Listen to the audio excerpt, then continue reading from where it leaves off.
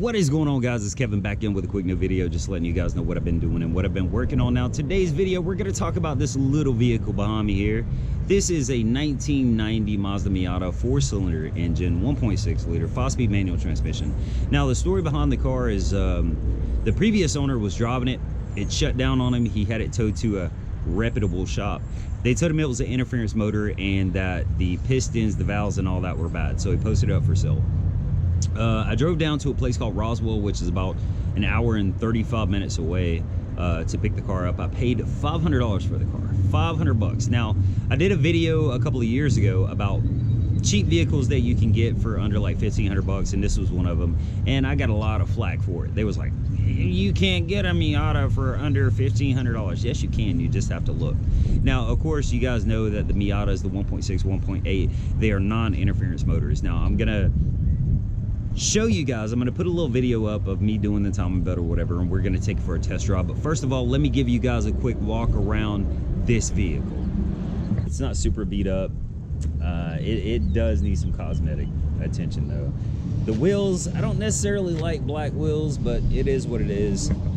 Somebody broke the the rear view mirror, and they put this one on there, which I actually like this one if it had the other ones and just completely delete the door mirrors. But the headlights work, everything else works on it. Let me show you guys the interior. Interior is in okay condition. It's not great, but it's not horrible. It only has 172,000 miles, and for a Miata, that is not too bad. I've owned a couple of these. They are fun cars, fun to drive or whatever. But let's first, let me show you guys what I had to do to it, and then we'll jump into a small little test drive. Okay, so here's the car. This was fun. I had so many issues going to get this car. It was only an hour and 20 minutes away, but unfortunately, at the time of the day that I went, it turned out to be an hour and a half, and then it was an hour and 53 minutes back. The water pump on the Beast started to leak, so I had to keep putting water in it to keep it from overheating. Traffic was horrible, and then I get back and check this out. For some reason, now the Eclipse has two different color headlights on it. I don't know. Today's just been one of those days.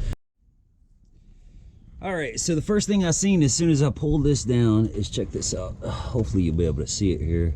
Oh, stupid ass dog. All right,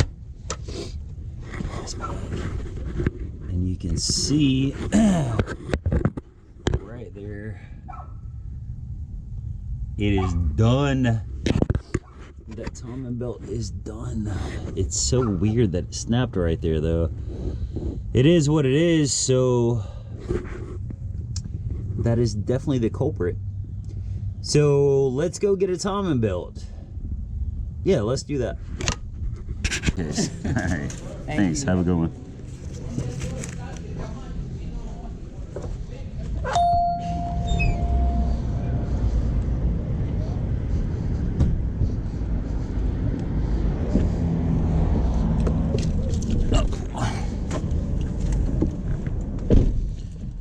That was quick enough.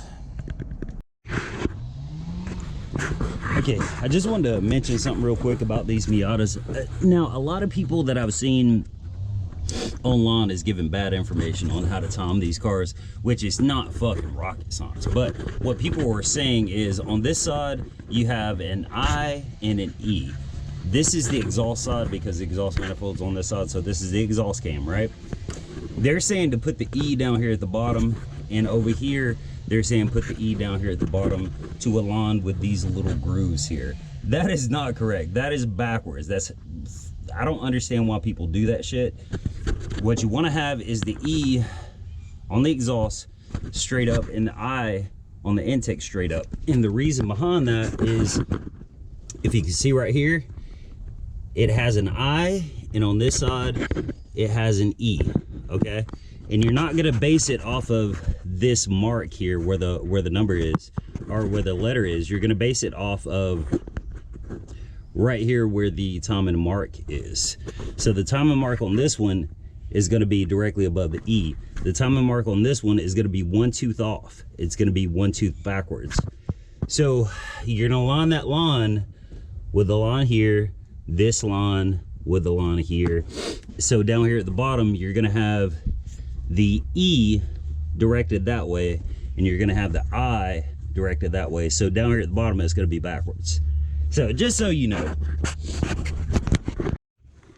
And since we're talking about timing marks, the timing mark on your cam down here, or on your crank, is going to be that little divot there. You see that little groove right here?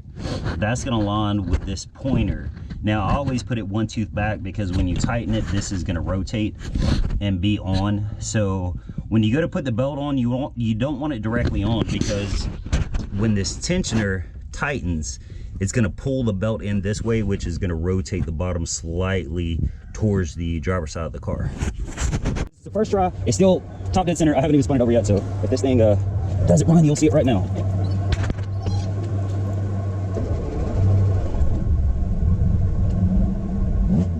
Whoa, all right.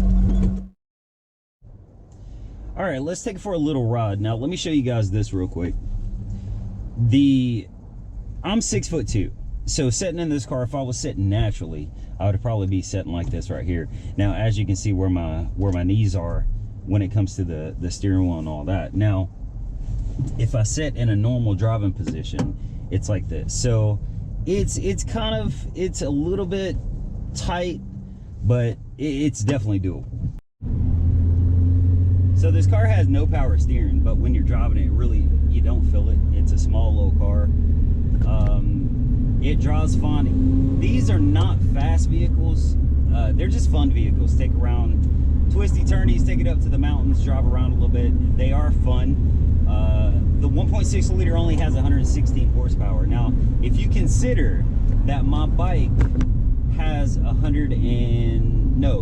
it has 99 horsepower. So this car only has about 17 more horsepower than my bike. You can kind of calculate that it's not that fast at all. So as you can see, it draws fine. I mean, it shifts fine, it draws fine. For 500 bucks, $34 for the belt itself.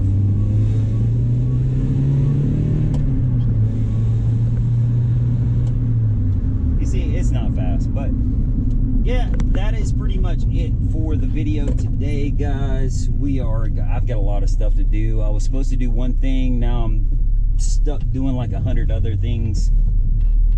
So I appreciate you guys watching the video. If you haven't already, if you're here at the end, go ahead and subscribe to the channel. That way you'll be updated and alerted when I upload a video, because it's so damn sporadic nowadays. I will talk to you guys later.